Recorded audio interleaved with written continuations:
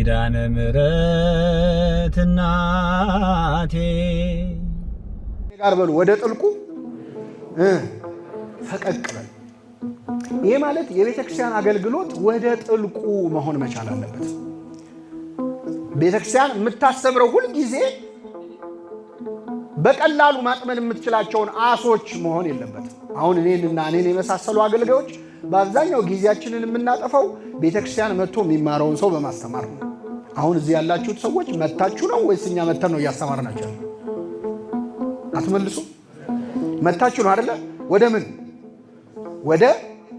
ወደ ቤተክርስቲያን። ስለዚህ መረብ እኛ አጥምደን ወደ መረቡ አስገባናችሁ ወይስ እናንተ መረቡ አስገባችሁ? ለምን እንወሻሻለን? መረብ ውስጥ ማስገባት የሚባለው ያመነ የተጠመቀ ሰው ሰብስቦ ማስተማር አለ። በጣም በሚያሳዝን ሁኔታ እኛ እሱን አገልግሎት አልጀመርንም። አጠመድን የሚባለው እግዚአብሔር የለም የሚለውን ሰው እግዚአብሔር አለ ማሰኘት ከቻለ፣ ከሃይማኖት የወጣውን ሰው አሳምነን ካመጣን እሱ መረብ ማጥመድ ይባላል። ይሄኛው ግን ምን እንበለው? እንግዲህ ፍሪጅ ውስጥ የቆየ አሳ ነው እንበለው፣ እሱን አሙቆ መብላት ነው። እውነተኛ አገልግሎት የሚባለው ወደ ጥልቁ ነው። ወደ ምን ዋለው? ጥልቁ ማለት ምን ማለት ነው? የባህሩ ምን በጣም ውስጥ ነው። ወደ ባህር የተባለች ማነች ብለናል? ዓለም። የዓለም ጥልቅ ውስጥ ነው ማጥመድ ያለብህ አለው ለጴጥሮስ። ጥልቁ ማለት ምን ማለት ነው? በሱስ የተዘፈቁ ሰዎችን ማለት ነው። በክህደት ውስጥ ያሉትን ማለት፣ በባዕድ አምልኮ ውስጥ የተጨነቁትን ማለት፣ ጭቃ ይዟቸው መውጣት ያልቻሉት። ከላይ የሚዋኘው አሳማ እሱን መሰብሰብ ቀላል ነው። ወደ ጥልቁ ጣረው። በእውነት ወደ ጥልቁ ለማገልገል እግዚአብሔር በቸርነቱ ይርዳል። እኔ ሳስበው አሁን አንድ ቀን በጥልቁ አገልግለን አናውቅ። ትክክለኛ አገልግሎት የሚባለው ሂዱና አስተምሩ ነው። ኑና ተማሩ በሉ አይደል? ዘወትር ማክሰኞ ማህበረ ጽዮን ኑና እንዲያለ ጉባኤ አለ። እሱ ኑና ተማሩ ነው። ይሄ ማለት ከላይ የሚንሳፈፉትን አሶች መሰብሰብ ነው። ወደ ጥልቁ መጣል የሚባለው የቤተክርስቲያን ትክክለኛ ተልእኮ ፈጽሞ በክህደት ውስጥ፣ በጨለማ ውስጥ፣ በተስፋ መቁረጥ ውስጥ ያለውን ሰው ከዛ ማውጣት ሲቻል፣ ይህን ለማድረግ እግዚአብሔር በቸርነቱ ይርዳል።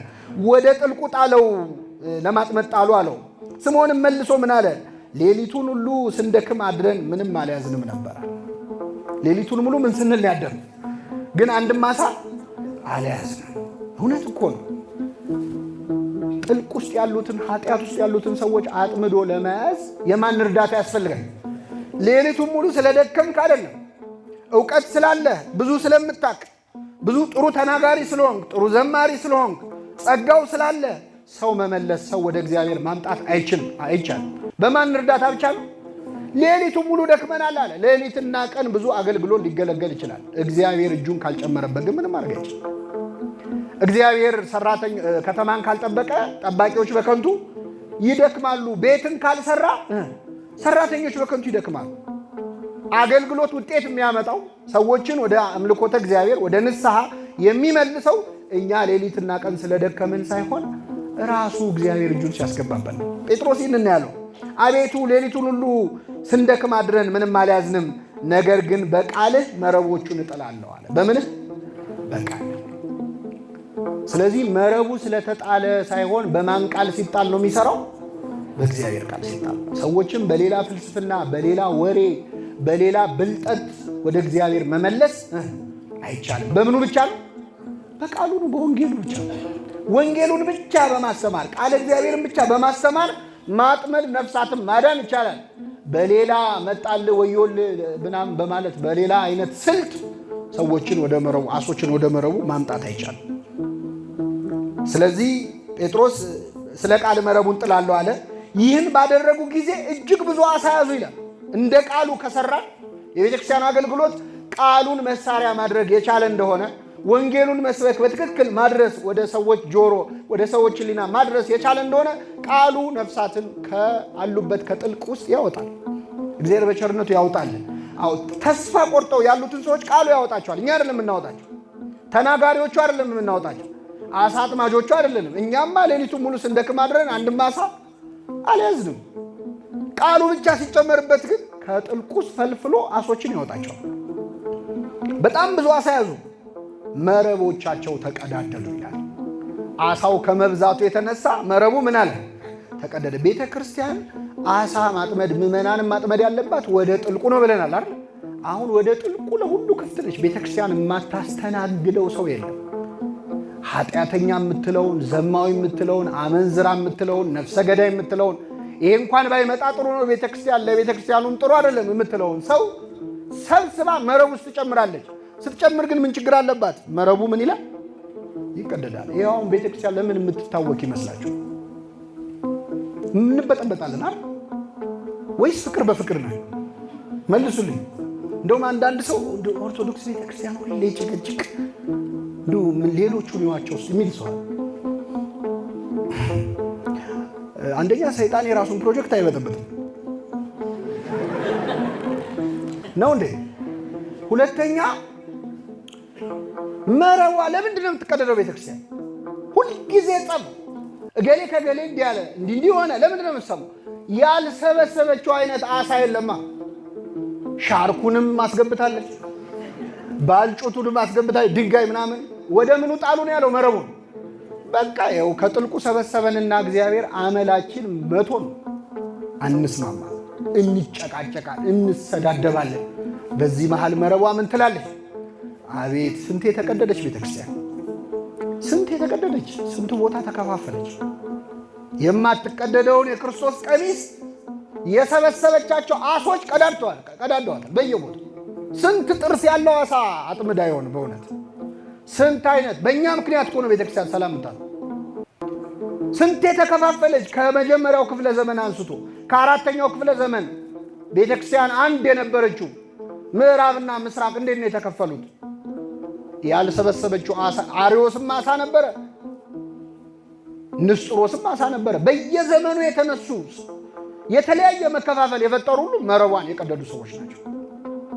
ክርስቶስ እየነገረን ያለው ለጊዜው ጴጥሮስ ስለሚያጠምደው አሳ አይደለም። ወንጌሉ እሱ ብቻ አይደለም ጉዳዩ፣ ስለ ቤተክርስቲያን ነው፣ ስለ ቤተክርስቲያን አገልግሎት። መረቦቹ ተቀደዱ። በሌላ ታንኳ የነበሩትን ጓደኞቻቸውን መተው እንዲያግዟቸው ጠቀሱ። መተውም እነዚያ የተጠሩት እርዱን የተባሉት ሰዎች ታንኳዎቹ እስኪሰጥሙ ድረስ መረቡን በአሳ ምን አሉት? ሞሉት ይላል። ይሄ ደግሞ በዚህ ዘመን እንደ ቤተ ክርስቲያን የጎደለን ነገር ነው። አንድ ጀልባ ላይ ሆነ ይሄን ጀልባ የሚያሰጥም የህዝብ ቁጥር ሲበዛ ሌላ ቦታ ያሉ አጥማጆችን ኑ አግዙኝ ስትላቸው መተው ማገዝ አለባቸው የለባቸው? አለባቸው። እንደ ቤተ ክርስቲያን አገልግሎት ግን አይደለም። ያጠመድከው አሳ አንተ አብረህ ብትሰጥም ዞር ብሎ የሚያይ ሰው የለም በዚህ ዘመን። ይሄ ማለት በሚያገለግሉ ሰዎች መካከል ደግሞ ፍቅር የለም። አንደኛው ሰባኪ፣ አንደኛው አባት፣ አንደኛው ካህን፣ አንዱ ሀገረ ስብከት በሚያገለግለው አገልግሎት ብዙ አሳ እየፈጠረ ብዙ አሳ እያጠመደ ያለ የተሳካለት አገልግሎት የሚያገለግል ቦታ ይኖራል።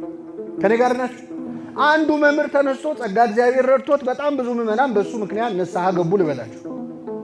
ከህዝቡ መብዛት የተነሳ ያ ሰው ካለው አቅም በላይ ሆነበት ልበላችሁ።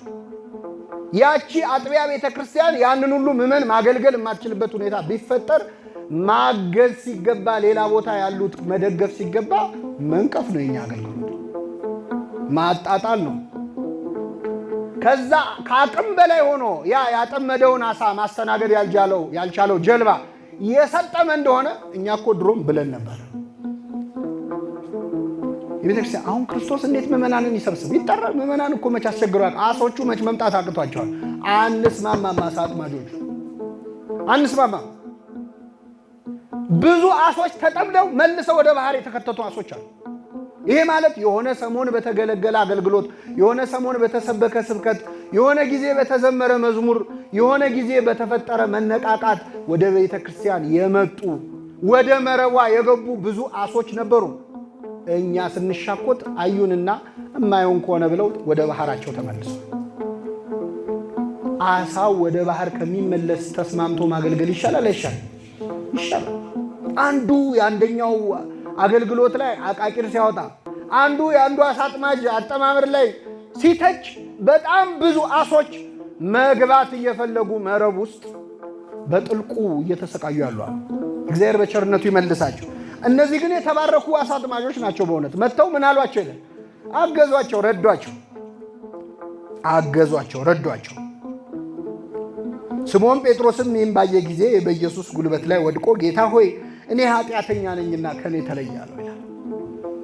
የአሶቹን መብዛት ሲያይ ይህንን ሁሉ አሳ ወደ እኔ ጀልባ እንዲገባ ወደ እኔ መረብ እንዲገባ እኔ ማን ነኝ ብሎ አሰበ። ኃጢአተኛ ነኝ አለ። የሚያገለግል ሰው ተአምኖ ኃጣው ኃጢአትን ማመን ይገባዋል። አይገባኝም እኔ ማለት ይገባዋል። እንዴት ይሄ ለኔ ይገባል አለ ጴጥሮስ። ከኔ ተለይ ጌታ ሆይ አለው። ክርስቶስ ግን ለያለው አላለው፣ አትፍራ አለው። ምን አለው? አትፍሩ ይበለን አምላካችን። አዎ ማለት ይሄ ሁሉ አሳ መጣ ብለህ ይሄ ሁሉ ህዝብ አለ ብለህ እንዳትፈራ እረዳሃለሁ። እኔ ከእንግዲህ ወዲህ አሳን ሳይሆን ሰውን አጥማጅ አደርግሃለሁ አለው። ስላጠመዱት አሳ ከእርሱ ጋር የነበሩ ብዙዎች ተደንቀዋል። እንዲሁም ደግሞ የስምዖን ባልንጀሮች የነበሩ የዘብዴዎስ ልጆች ያዕቆብና ዮሐንስም አደነቁ ይላል። ምን አሉ? አደነቁ። ማድነቅ የሃይማኖት መነሻ፣ እምነት የሚመነጨው ከማድነቅ ነው። ምክንያቱም ክርስቶስ ራሱ ድንቅ ስለሆነ ሕፃን ተወልዶልናል፣ ወንድ ልጅም ተሰጥቶናል፣ አለቅነት በጫንቃው ላይ ነው፣ ስሙም ድንቅ መካር ኃያል ይባላል። ድንቅ ነው። ስለዚህ ማድነቅ ስትጀምር ነው እግዚአብሔር ማምለክ የምትጀምረው። ማድነቅ ስትጀምር ነው። እና ጴጥሮስን እዛ ፈርቶ ወደ ኃጢአተኛው ሰው መርከብ፣ ወደ ኃጢአተኛው ጀልባ፣ ወደ ኃጢአተኛው መረብ ይሄ ሁሉ አሳ እንዴት ይገባል ብሎ ሲጨነቅ የአሳው ነው የሚገርምህ። ከእንግዲህ በኋላ አሳ አጥማጅ መሆን ቀርቶ ምን አጥማጅ ትሆናለህ? ሰው አጥማጅ ትሆናለህ ብሎ ሾመው፣ አከበረው። ባከበረው በሾመው በ3 ዓመቱ ጴጥሮስ ምን አለ? አሳ ላጥምድ።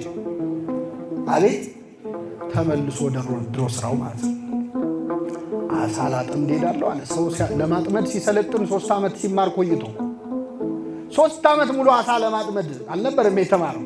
ሰው ለማጥመድ ነበር። እንዴት ማስተማር እንዳለባቸው፣ እንደ ርግብ የዋህ ሁኑ፣ እንደ እባብ ብልህ ሁኑ፣ እንደ በግ በተኩላዎች መካከል ምን እልካችኋለሁ ብሎ አሰልጥኗቸዋል ክርስቶስ። አሁን ስራ መጀመሪያው ሰዓት ላይ ግን ጴጥሮስ ምን ላጠምድ ሄዳለሁ አለ? አሳ ላጠምድ ሄዳለሁ አለ። አንዳንዴ መንፈሳዊ ሕይወታችን ይዝልና ሰው ለማጥመድ ተጠርተን ወደ አሳ የምንመለስበት ጊዜ አለ። መንፈሳዊ አገልግሎት መተው ሲያምር ማለት ሲታክት ስትዝል ወደ ቀድሞ ስራው ሊመጣ በተስፋ መቁረጥ ሆኖ ጴጥሮስ ተናገረ። አብረው ደግሞ 7 ናቸው አጠቃላይ።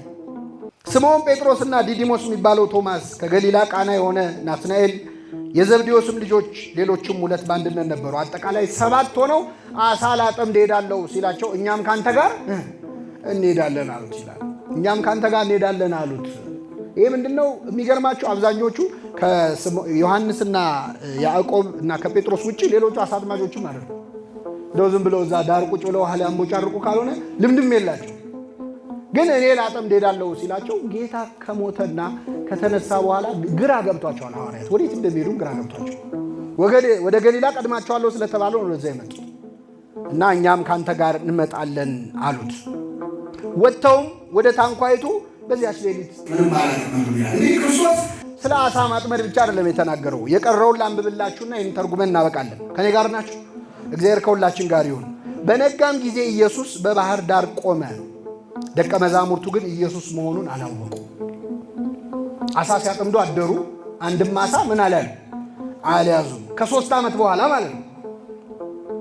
ኢየሱስም ልጆች ሆይ አንዳች የሚበላላችሁን አላቸው። ኢየሱስም አንዳች የሚበላላችሁን አላቸው። የለንም ብለው መለሱለት።